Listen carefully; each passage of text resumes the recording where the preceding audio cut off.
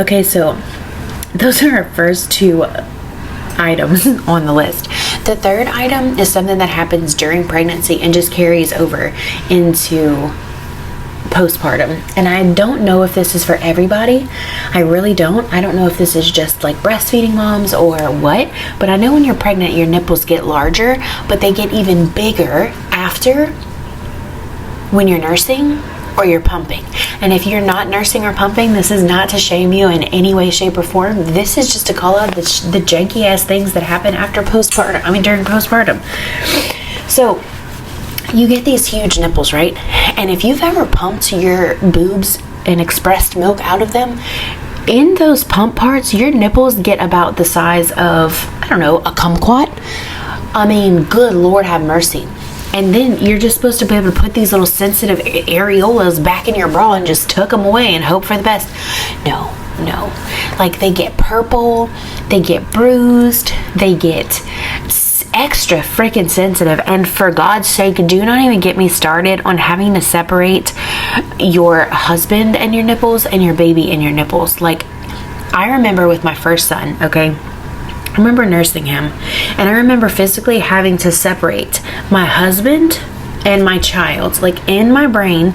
And not that it was ever sexualized or anything like that, but I genuinely had to separate that in my brain because it was just like so foreign to me nursing my first baby. So if you've ever gone through that, I promise you, you're not the only person. And I wasn't over here like enjoying that my son was breastfeeding. It was just the sensation of the nipple being touched, because for so long that has been it was a sexual pleasure and not a baby calming, soothing, tending to thing, right? So anyway, nipples are a huge thing, literally and figuratively, in your baby's life if you're nursing. And if you're not, there's nothing wrong with that.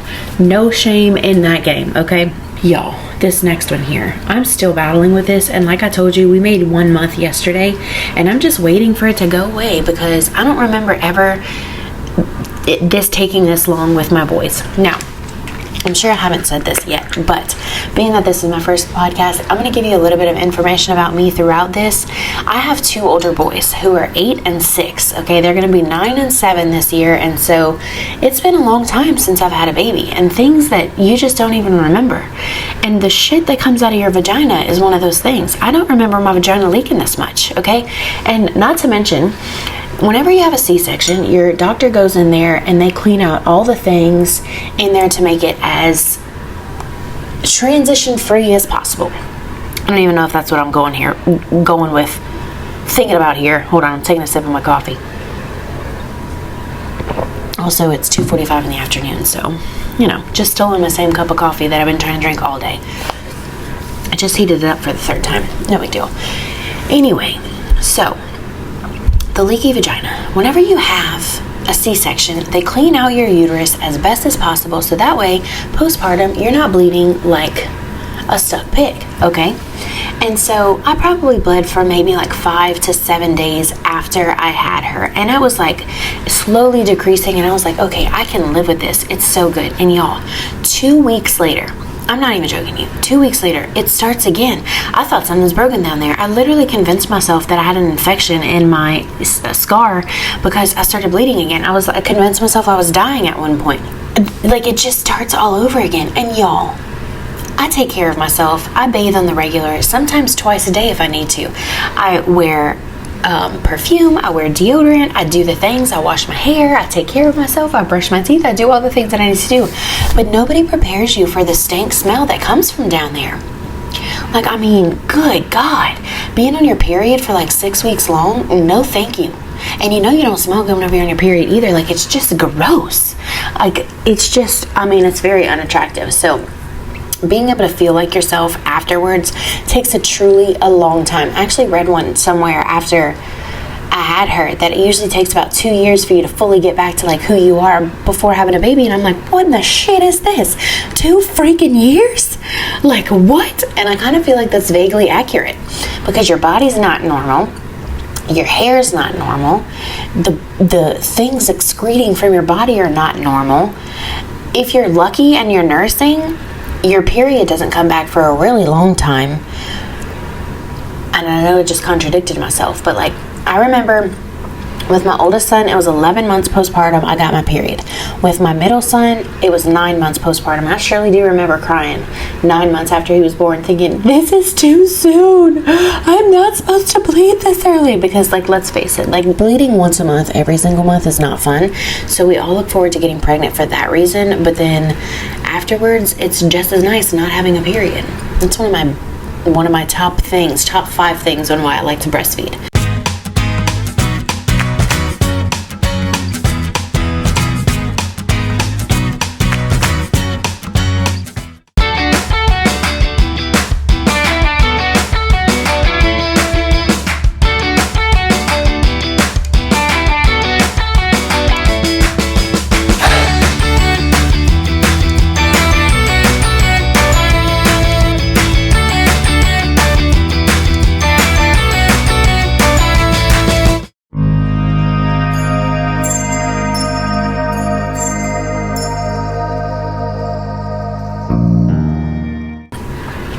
Honestly, I don't say that to shame anyone either, and I'm going to keep saying that because I don't want anybody to be turned off or turned away because I talk about breastfeeding, because it's just a part of my journey and where we are.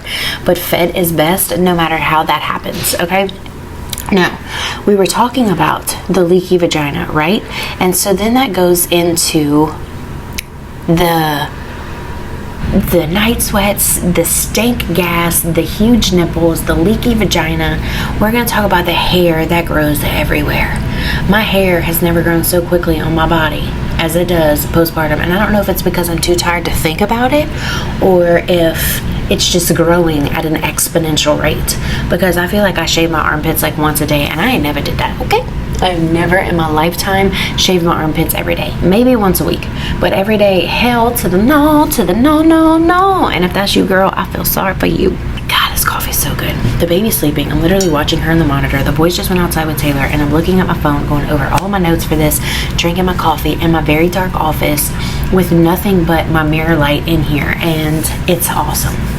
So anyway, the video you're watching at the moment is literally me just doing my makeup, and I'm doing a voiceover. And if y'all want tips and tricks on the makeup that I'm doing or anything like that, I'm going to be doing a small subscription for videos like that. But if not, you can always check them out on my Instagram or my TikTok. So anyway, back to what we were saying. I am literally hungry all the time. And yes, I am nursing, as I've mentioned prior. But like, I'm hungry, y'all. And like other mamas said that too that aren't nursing. Like, I literally sat in the bed this morning. Okay, I went and got donuts for my family. So I had a glazed donut and a chocolate donut that I had specifically bought for myself. Okay, well, about an hour later, I was still hungry. So I got up out of my bed because, you know, on Saturdays we like to lay in the bed until about noon, and it's fantastic if we don't have anything to do. So I got up and I went and got the box of donuts. I ate a whole nother chocolate donut. Then I ate the half that somebody left in there. And then my son left his cinnamon twist, and I ate all of that. And shortly thereafter that, I ate 2 bags of Nilla wafers and 2 things of Pringles. Like, that is so much food in a short amount of time. And then when we got up out of the bed about 1 o'clock, I made my husband fix me something to eat. What did I eat? I ate a whole ham sandwich and drank half of a Sprite because I'm hungry all the time. It's insane, which leads to the shitting, okay? If you don't start taking stool softeners at least a week, if not 3 weeks to a month before you have a baby, you crazy, girl. You are crazy. Take your freaking stool softeners. Go buy a whole bottle and take one every single day until a month after. And even still, if you don't feel healed in your C-section or in your vagine, keep taking them. Because having to push a rock hard turd out of your ass after you just had a baby is maybe on my list of the top 10 scariest things I've ever done in my life. Okay? I literally felt like my whole butthole was going to try and fall out of. Okay, so these next 3 kind of go together. The tears, the emotions, and the baby blues, okay? So about a week postpartum, all I could think about was the idea of her getting bigger and growing up without me. It was almost as though it was doomsday, okay? Like, I just kept waiting for the other foot to drop. Not to mention, whenever I went into the hospital, I looked at my husband on the day of our C-section on the way to the hospital, and I just started crying. I said, I just feel like we're going to get to the hospital and we're not going to come home with a baby. And it was like the worst feeling in the world. And so once we had her and she was in my arms, I felt great.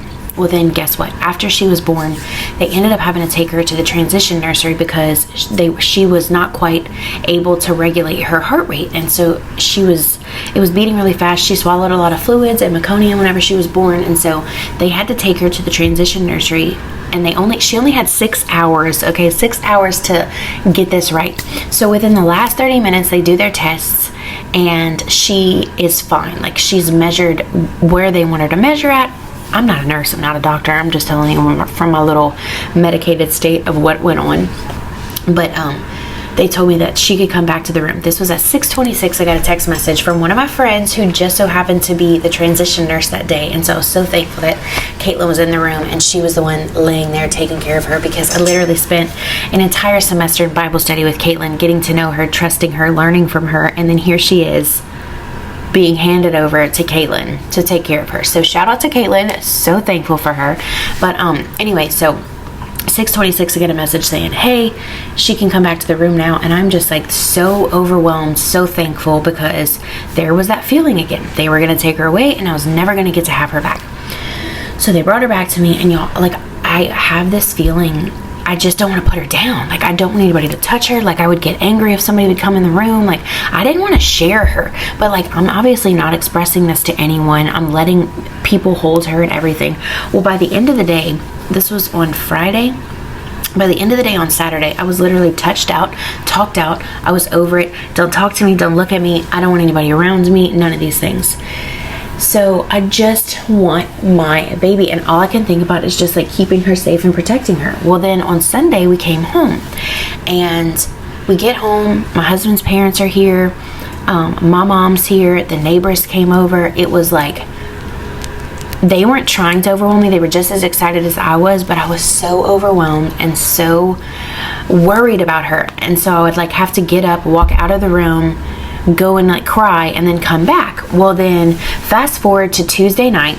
It was Tucker's first baseball game since we had the baby. So my mom and Taylor and Tucker all went to the baseball game, and Tatum stayed behind because he ended up getting punished because he had a little bit of an attitude that day. And so he ended up staying home with me.